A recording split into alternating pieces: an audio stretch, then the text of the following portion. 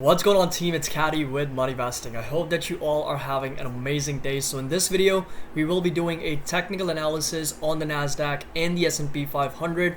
I'll give you guys an update and we'll map out some key support and resistance levels that we need to watch tomorrow going into next week. In addition to that, I'll also be covering a very special event that only happens 4 times in a year, and tomorrow is going to be one of those days, and that's called quadruple witching. Now, it's one of those days when all the futures and options contracts basically expire. It happens on the third Friday of the quarter ending in March, June, September, and December. And tomorrow is the third Friday of September. It's also the end of Q3 in 2020, and we've only got 3 more months left in the year, October, November, and December for Q4. But it's been a very long year, in my opinion, provided that we've had so many different things to focus on in the entire world. So this right here is going to be the TVOL index. So if you are using your TradingView platform, if you type in ticker symbol TVOL, it'll bring out this TVOL indicator, and that essentially is going to be representing the total New York Stock Exchange volume. And you'll notice on the quadruple witching day, we've seen such a surge in the amount of shares that are being traded and such a surge in the volume. So this right here is going back as far as December 21st of 2018, when the TVOL index, or the indicator, essentially surged over 133%. Going back as far as Q1 of 2019, which was on March 15th of 2019, you'll notice the TVOL essentially jumped over 200%.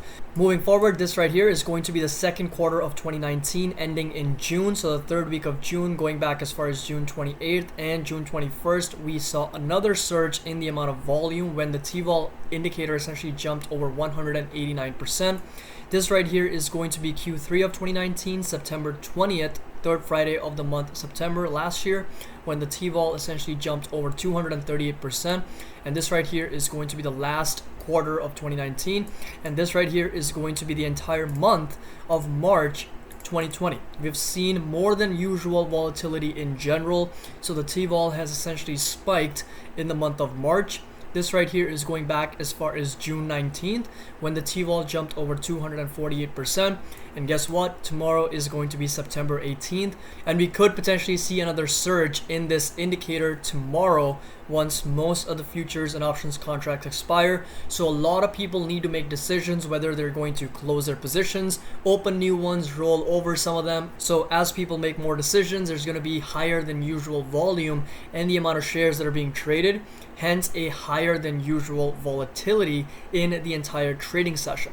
So now we're going to jump over to the Nasdaq index first, and if you have been following up with any of my previous market updates, you have a really good understanding on what levels we've been watching very closely. So this right here is going to be the Nasdaq index, ticker symbol IXIC, and as of the time of this video, you'll notice that it was down on the day, close to 1.27%, closing in at 10,910 points. So if you were to kind of scroll back, you'll notice that this right here has been the range within which Nasdaq has been trading. So if you go over to the 4-hour chart, you'll notice how we pushed up, pulled back, pushed up, pulled back, and we were consistently making higher highs and higher lows, when the Nasdaq has essentially surged over 82% since its March lows. But more recently, you guys will notice that this drop has been very severe for the Nasdaq, when it dropped over 10%, coming as low as 10,770 from its all-time highs at over 12,000. Now, I had mentioned earlier that this right here is a drop and a break below the trend channel, so we're now trading outside of the trend channel, which is not normal for Nasdaq to do. But that being said, this right here was kind of like a horizontal support, this green rectangle that you guys see, which sits right at 10,850. I had mentioned that that is going to be a level of support for the Nasdaq moving forward, because we have found support there going back as far as September 8th. We pushed up, pulled back down to this level, found support once again on September 11th, when the Nasdaq jumped over 4%, and then now we are all the way down here testing and revalidating this support once again. So it's going to be really interesting for us to see whether this level holds or if we're going to break below that level. So this has also acted as some previous resistance. So this right here was a double top resistance on the Nasdaq, which in turn became a support, a very strong support for the Nasdaq, because you'll notice that we have bounced off of that level not once but multiple times. And even today, you guys will notice that we had a green candle to close out the day, right? So if you go over to the daily chart, you guys will notice that even though we're down on the day close to 1.27%, this right here is going to be a green candle that essentially represents that there was buying on the day even though we were down. So we gapped down, but we did get bought up intraday. So if you go over, click on this chart, you guys know that I like to keep this box unchecked that essentially says color bars based on previous close. So if I check this off, this candle will essentially turn red. But the reason I like to uncheck this is because I can easily understand that the markets were down, but I'm more interested in the strength and the weakness and where the momentum was during the day. So that just goes to show that we did go up on the day. So we opened lower and we closed higher. So moving forward, in my opinion, this level should hold as a really strong support at 10,850, and there is going to be a very strong support at around 11,280 to 11,300, because that's kind of like the level that we are struggling to break out of. And there's a lot of other macroeconomic indicators and data points that we need to consider, such as the stimulus package, the inflation, the interest rates.